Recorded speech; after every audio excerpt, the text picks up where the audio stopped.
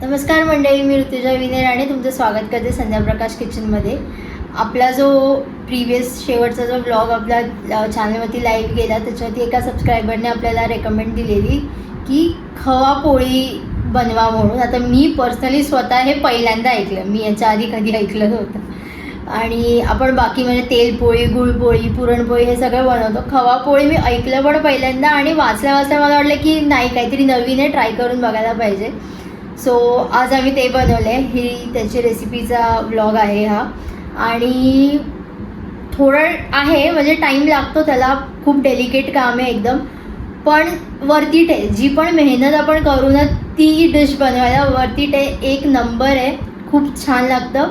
तुम्हाला त्याच्याबरोबर खायची म्हणजे काही तोंडी लावायला अशी काही गरज नाही आहे. जसं आपण पुरणपोळी तुपाबरोबर खातो तसंही चालेल, एकदम परफेक्ट लागतं. आणि जे सबस्क्रायबर आहे तुम्ही प्लीज ह्या व्लॉगवरती कमेंट करा, तुमचं नाव सांगा आम्हाला. आणि थँक्यू सो मच. काहीतरी नवीन मी आज शिकले, ऐकलं, बघितलं आणि करून पण बघितलं. खूप छान झालं. तुम्ही पण कधी ऐकलं असाल किंवा तुमच्याकडे कशी बनते ते सांगा. मी तर फर्स्ट टाईम बनवली. खूप खरपूस भाजून छान एकदम मस्त लागली. म्हणजे मी जितकं बोलेन तेवढं कमी आहे मला या रेसिपीबद्दल. तर तुम्ही पण नक्की बनवून बघा, सांगा मला कशी वाटली. चॅनलवरती नवीन असाल तर प्लीज सबस्क्राईब करा, कमेंट करा, शेअर करा, लाईक करा.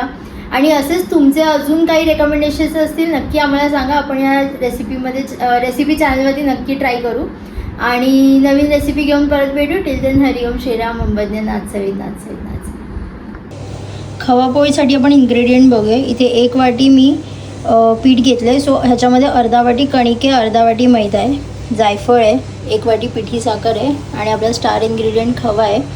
आधी आपण आपलं पीठ मळून घेऊया, कारण पिठाला थोडा वेळ आपल्याला रेस्ट करायचं आहे, थोडा वेळ ठेवायचं आहे बाजूला झाकून. सो आधी आपण पीठ मळून घेऊया. इथे आपण पीठ मळायला घेतलं आणि मी विसरले की मी ह्याच्यामध्ये मीठ नाही टाकलं आहे, तर मी थोडंसं मीठ ॲड करते.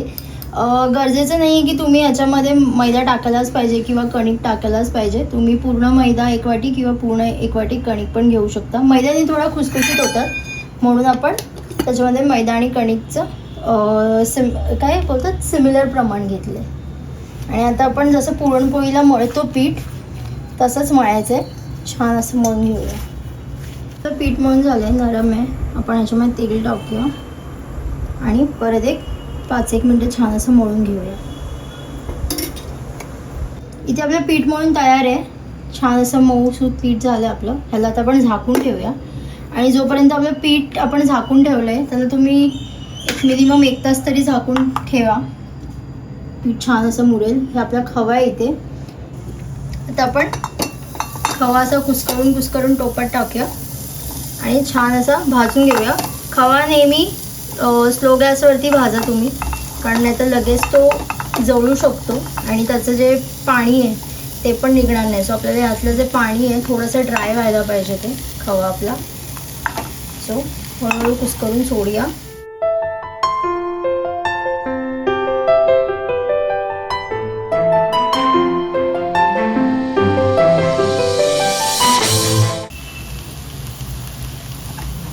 स्लो गॅसवरती आपण आपला खवा आता नीट परतून घेऊ.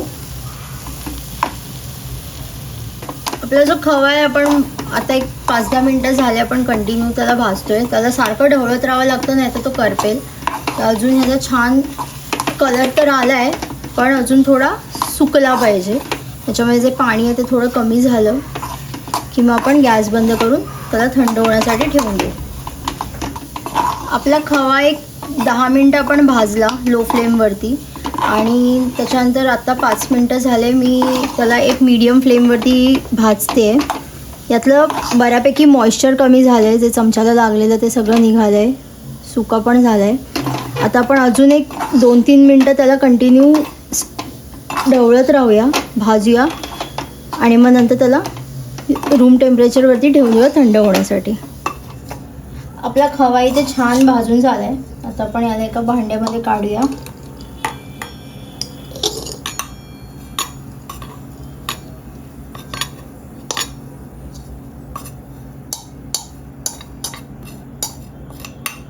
आणि आता याला रूम टेम्परेचरवरतीच थंड होण्यासाठी ठेवून देऊया.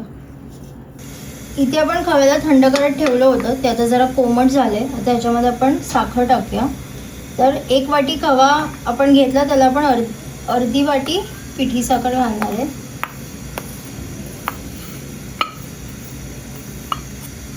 आणि त्याचबरोबर मी ह्याच्यामध्ये किसलेलं जायफळ टाकते आणि आता याला मिक्स करून घेऊया. ते आपलं खवा, पिठी साखर आणि जायफळ छान असं मिक्स झालंय. ह्याचा ना असा हातात धरलं तर असं पूर्णासारखा गोळा व्हायला पाहिजे, जसं हा झालाय. आणि हे आता छान मिक्स झाले. आता आपण आपल्या पोळ्या बनवायला घेऊया.